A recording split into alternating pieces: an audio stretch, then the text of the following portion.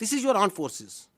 We are absolutely clear of the character of the armed forces of Pakistan, starting from soldier up to its field marshal. This is the way we are, this is the way we will.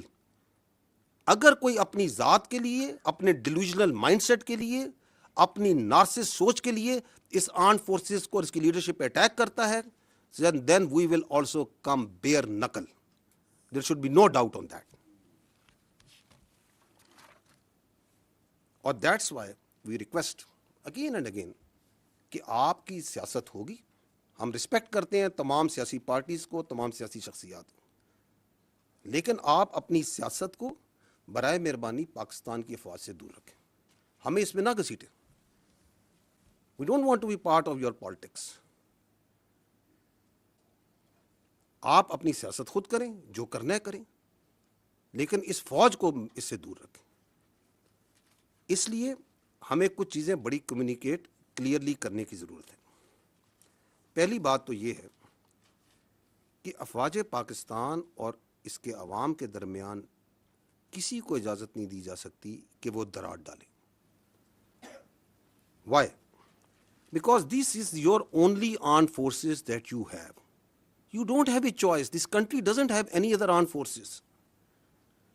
یہ آپ کی افواج کسی کو, یا اس فوج کے بارے میں کسی کو رائے ہو سکتی ہے, کسی کے بارے میں کوئی آبزرویشن ہو سکتی ہے, and if that is a constructive observation, constructive criticism, you are more than most welcome. But that doesn't allow you کہ آپ پاکستان کے عوام کو پاکستان کی افواج کے خلاف بھڑکائیں اور ان کے درمیان گیپ ڈالنے کی کوشش کریں. کیونکہ یہی آپ کی ایک فوج ہے.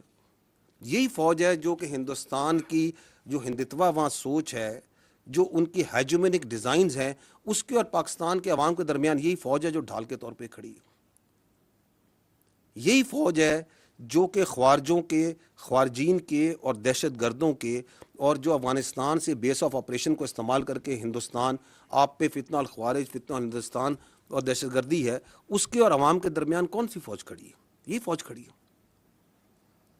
And we also know for a fact کہ ہر ملک میں ایک فوج ہوتی ہے.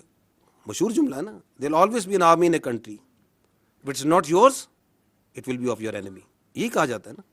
تو جو اس اپنی فوج کے اوپر حملہ کرتا ہے, اس کی لیڈرشپ پہ حملہ کرتا ہے, تو وہ کیا کسی اور کی فوج کے لیے اسپیس کریٹ کرنا چاہ رہا ہے؟ What's his design? Why is you trying to do that? So ہمیں بھی کلیئر ہے, پاکستان کے عوام کو بھی کلیئر ہے کہ یہ نہیں ہو سکتا.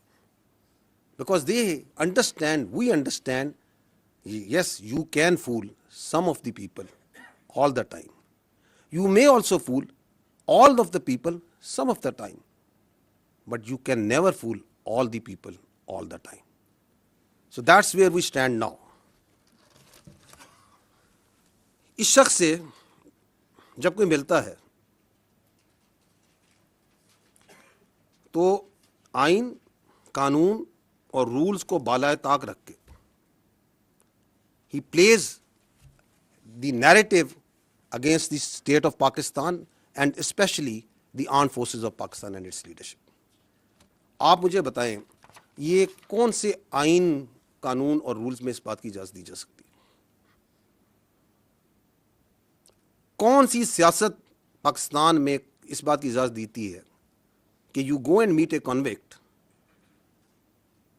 اور وہاں سے بیانیہ آ رہا ہو مسلسل against its own countries armed forces? یہ آئین کی کس شق میں درج ہے کہ اس بات کی اجازت ہے؟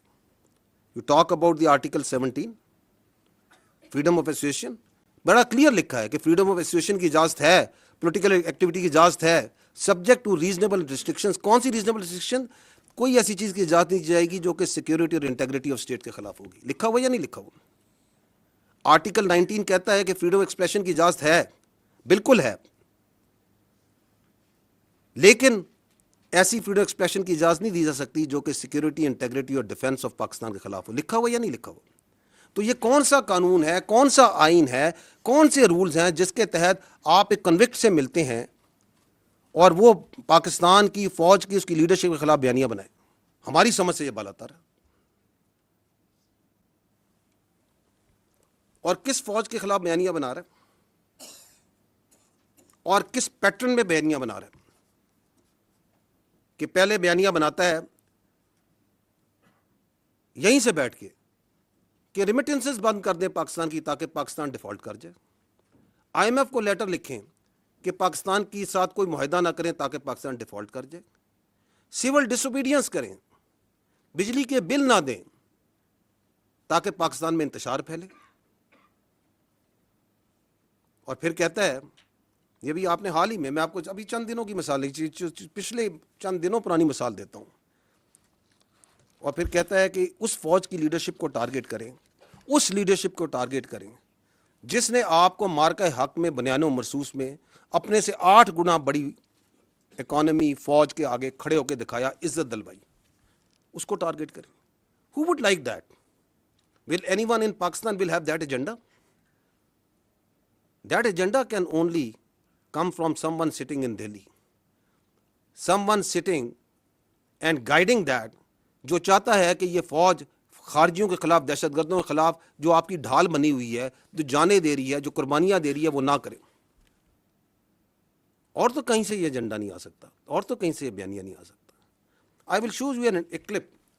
Please bear some time to understand کہ یہ بیانیہ بنایا کیسے جاتا ہے. دیکھیے گا, you will see here, یہ بیانیہ چلتا ہے. یہ جو 2 مین اکاؤنٹ ہے, ایک یہ جو جماعت کا اکاؤنٹ ہے اور ایک انصاف کا, یہ جو نارسسٹ ہے اس کا اپنا اکاؤنٹ ہے. کہاں سے چلتا ہے یہ بھی کسی کو نہیں پتا. ان کی پارٹی سے پوچھیں, کہتے ہیں ہمیں نہیں پتا کہاں سے چلتا, لیکن پورا آن کرتے ہیں جو یہ بیانیہ چلتا ہے. اس کے بعد اس بیانیے کو چلاتے ہیں ان کا اپنا اکاؤنٹس, پھر چلاتا ہے انڈیا کا سوشل میڈیا, پھر ان کا میڈیا, افغانستان کا میڈیا اور سوشل میڈیا. تو یہ جس طریقے سے چلتا ہے اس کے پیچھے بڑی سائنس ہے. یہ کوئی ایسے نہیں چل رہا. یہ آپ کو یہ جو بھی اس نے 2 دن پہلے ٹویٹ کی ہے اس ذہنی مریض نے, اس ذہنی مریض کی ٹویٹ کو دیکھیں کیسے انہوں نے ٹویٹ کیا. چلائیں اس کو.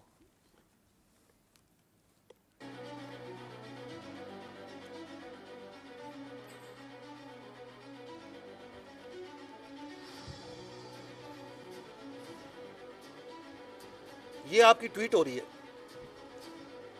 اب یہ ہوتی ہے, آپ ٹائم دیکھتے جائیں کہ کس ٹائم پہ ٹویٹ ہوتی ہے اور کیسے اس کو ٹویٹ کرتے ہیں. تھوڑی آواز کم کر جائیں.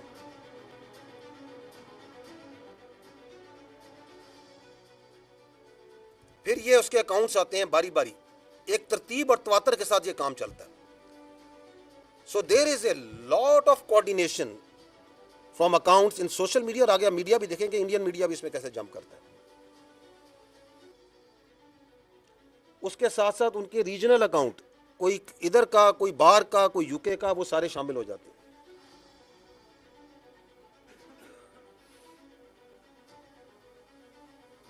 اور منٹوں میں, گھنٹوں میں یہ کام ہو رہا ہے.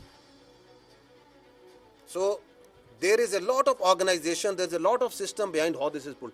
پھر یہ ٹرول اکاؤنٹ آ جاتے ہیں, بے نامی اکاؤنٹ, یہ سارے پاکستان سے باہر بیٹھے ہوئے, اور وہ اس کے اوپر مزید اپنی ٹویٹیں بنا رہے ہیں, اپنا بیانیہ اسی کو آگے لے کے چل رہے ہیں. لیکن اصل بیانیہ کس نے دیا؟ اس ذہنی مریض نے.